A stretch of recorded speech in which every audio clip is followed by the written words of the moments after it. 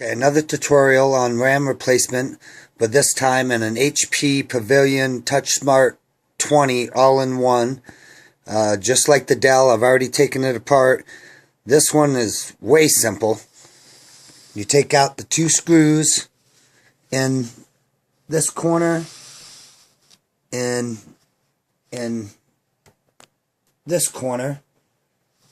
Then the top, lift it up, and it pops right off. No cables attached.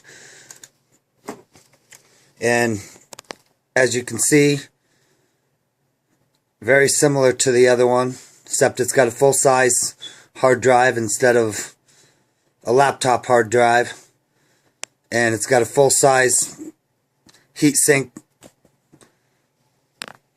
processor, heatsink fan. And this one, the RAM, at least on this one, it had two slots. And the RAM from the Dell that I took out was the same exact RAM that went in this one. So I just put both 4 gigs in this one. And I'm going to put it back together after I clean it, blow it all out. And it's all done. 8 gigs. Put the 2 screws back in. Alright, bye.